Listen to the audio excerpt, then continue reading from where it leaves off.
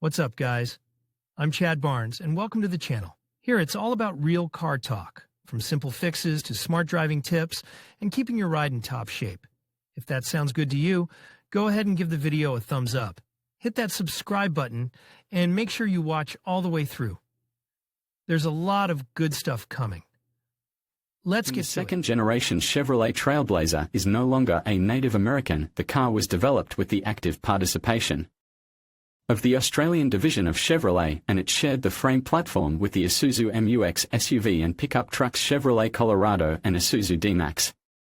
Accordingly, assembly from the U.S. has moved to Thailand, and the target markets have also changed.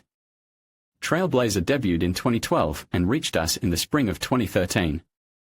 Moreover, in the same year, the model even began to be assembled by the large unit method at the plant near St. Petersburg. Prices for that time were not dumping, but in general competitive. The SUV was slightly more expensive than Mitsubishi Pajero Sport. Diesel cars cost from 1.45 to 1.65 million rubles, and the version with gasoline V6 and top equipment was asked for 1.8 million. But the happiness was short-lived. After all, as we remember, in 2015, GM almost completely left Russia, leaving only the Tahoe and Camaro in the Chevrolet lineup.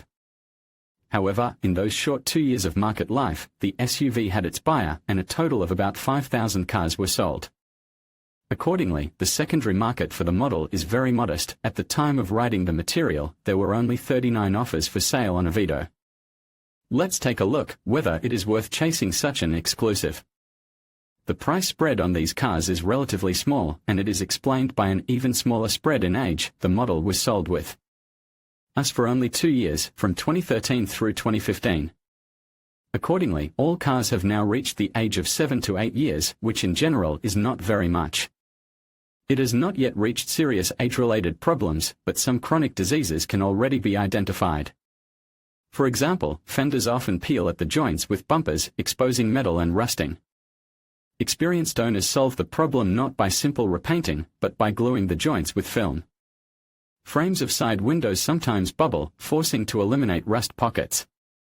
Well, the most common disease affects the luggage door. Here corrosion, first of all, develops under the chrome lining above the license plate niche and over time crawls out of there with red streaks. In addition, rusty spots often appear in the license plate recess itself, and the lower edge of the trunk door becomes worn and also begins to rust. It goes without saying that the car is not spared from typical operational defects. Chips on the arches, repainted hood and corrosion on the windshield frame are regularly encountered, as well as shabby chrome on the front bumper and trunk door moldings. The standard plastic sills, firstly, are also subject to geometric damage, and secondly, can hide underneath the beginning of problems on the metal, so this area is definitely worth inspecting on the elevator. There you can also evaluate the condition of the bottom. TrailBlazer is often used as a car for hunting and fishing, as well as traveling, which is not surprising for a frame off-roader with a rigidly connected four-wheel drive. But they are not always well cared for, neglecting frame washing and underbody treatment, so you should carefully inspect them for pockets of corrosion. You can also look at the arch cavities, where dirt also stagnates. And when buying a TrailBlazer, you should also take into account the fact that body repair will not be cheap, parts are expensive. And there are practically no non-original parts for this model. So, for the front bumper, not assembled, we'll have to give 40 to 45,000, and for the rear one, 25,000.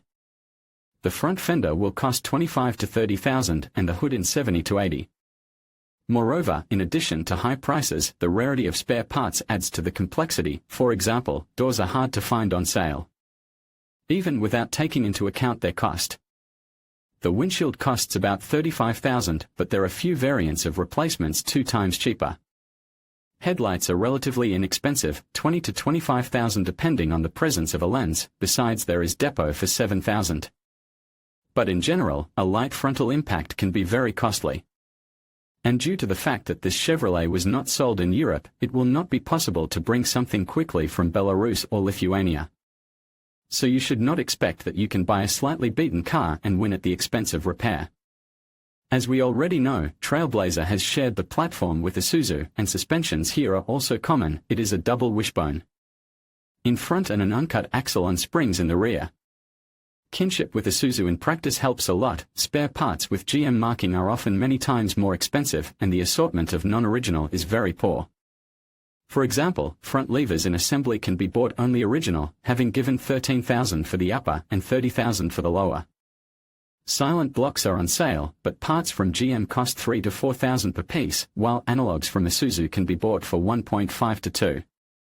Ball bearing is fixed on bolts and is normally changed, but the original costs 7,000 rubles. Analogs are picked up from the same Isuzu and Chevrolet Colorado for $1,500. Shock absorbers and springs are already a field for creativity in the form of body elevator and playing with stiffness settings, but standard shock absorbers will cost $8,000 to $15,000. Gasoline cars, by the way, have their own, but there are also options of non-original and tuning. Even stabilizer struts are not numerous. Besides the original for $3,000 there are only two names of substitutes for $500, $1,000 rubles, so here also helps D-Max. For him the assortment is richer, although the prices are similar. In general, the suspension here let and conditional, but sometimes makes us look for alternatives not to overpay. Brakes are also unified with Isuzu D-Max. There are disc mechanisms with floating brackets around the circle, and in front they are two-piston, and the rear discs are also ventilated. For front discs with a diameter of 300 mm asked $7,000 to $9,000, and piece analogs cost $3,000 to $8,000.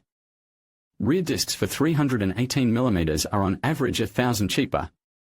Brake pads can shock an unprepared person with the cost of more than 10,000 rubles for a set of original, but non-original can be bought for $1.5 to $4,000.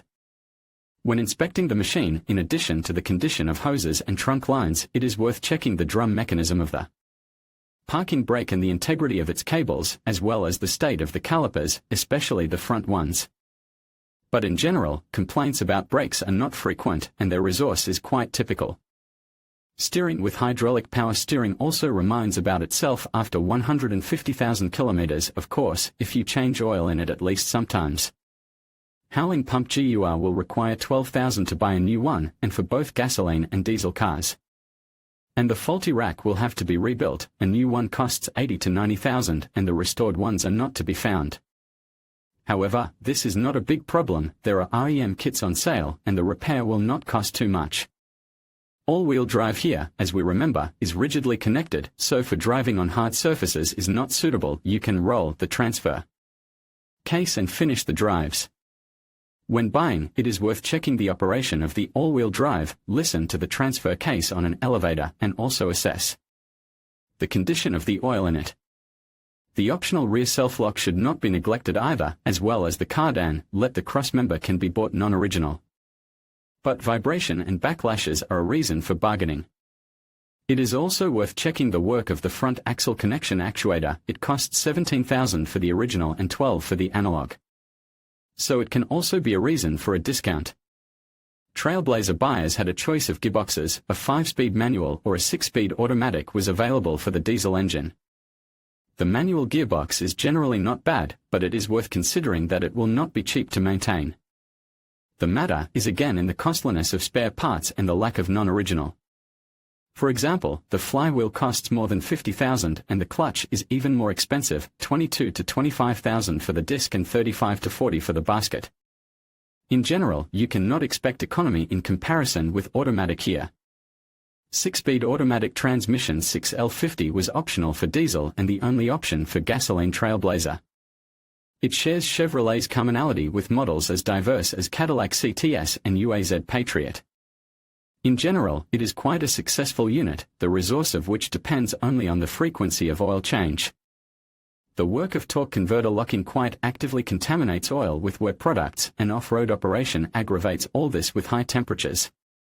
And if on diesel TrailBlazer owners do not race, the power of gasoline one provokes some people to active driving, which also does not go in favor of automatic transmission. At oil replacement, according to the regulations, pedal pump and hydraulic block can give up to 150 to 200,000 kilometers, so that jerks and jolts at switching cannot be forgiven.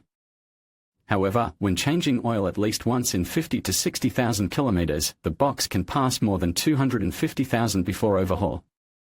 The engine range of the second-generation TrailBlazer consisted of 2 diesel 4s, of which only the older one with a volume of 2.8 liters and a gasoline V6 have reached us. The diesel engine with the marketing name Duramax produces 180 horsepower and 440 Nm of torque, which is quite enough for a heavy car. The motor traces its lineage back to the older VM motory engines which were installed on the Jeep Wrangler and Cherokee. From them, it inherited the design with a cast iron block and aluminum cylinder head, although in general, of course, it was seriously revised, receiving an updated intake, exhaust, piston and so on. Of course, there is a common rail system, and another innovation is a turbine with variable geometry. In repair, the diesel is expectedly not cheap if injectors can be bought with marking Bosch for 17 to 20,000 instead of 25 to 30,000. For the original, then the fuel injector even from Bosch will cost 50 to 55,000, although the original will be twice as expensive. The turbine has a 6-figure price tag, so here in any case you will have to pick up replacement cartridges and repair. However, in general, the motor is quite reliable, so if you find a well-maintained version in which everything in at once is not broken, it can be considered a good choice. The alternative for those who do not seek to save money is a gasoline V6 with 3.6 liters and 239 horsepower. With it, TrailBlazer gets decent dynamics, a little less than 9 seconds to 100, but fuel costs grow proportionally. Consumption in the city is usually 15 to 18 liters per 100 kilometers. However, the motor is still pre-tax and also quite good. TrailBlazer received not its more modern modifications with direct injection, but older version LY7 with conventional distributed injection and one-phase regulator. It is still quite sensitive to fuel quality and also requires attention to the cooling system to avoid overheating. But the motor has no global disadvantages, so it can also be considered as a working option. Especially if you want to get a maximally equipped car and not to deal with kits, a gasoline motor automatically means a full list of options. So there are 2 key questions when buying a Chevrolet TrailBlazer. The first one is whether you are ready for difficulties in buying spare parts and high prices of some parts. Of course, much here has already been solved, and experienced owners will share the tricks of selection and ordering, but some positions are still hopeless. Well, the second question is the choice of motor. Diesel seems to be a logical and practical option, but those who want to get a gasoline car are doomed to a difficult search. For example, at the time of writing, there were only 2 gasoline cars out of 39 on sale. However, there is some good news. First, the moderate age of the machines means the possibility of finding a good copy of the first or second owner with a realistic mileage of 100 to 120,000 kilometers and a diesel engine, about like this. If Autoteca will confirm the mileage and accident-free history and diagnostics will not reveal major problems, then this option can be considered optimal when buying a used TrailBlazer. Well, if you are aimed at decent dynamics and rich equipment and are ready to put up with fuel consumption, then there is a chance to find an well-groomed gasoline car with the same minimum number of owners and moderate mileage, for example, like this, and after it you will definitely not be able to move to a new TrailBlazer. In conclusion, the Chevrolet TrailBlazer II presents an intriguing option for those in the market for a 7-seater SUV, especially with its robust frame and diesel engine. Priced at $1.3 million, it offers a blend of practicality and performance that can appeal to families and adventure seekers alike. However, potential buyers should weigh its features against competitors in the segment, considering factors such as fuel efficiency, maintenance costs, and overall value for money. Ultimately, whether it's worth the investment will depend on your specific needs and preferences. Thank you for watching, and we hope this review helps you make an informed decision.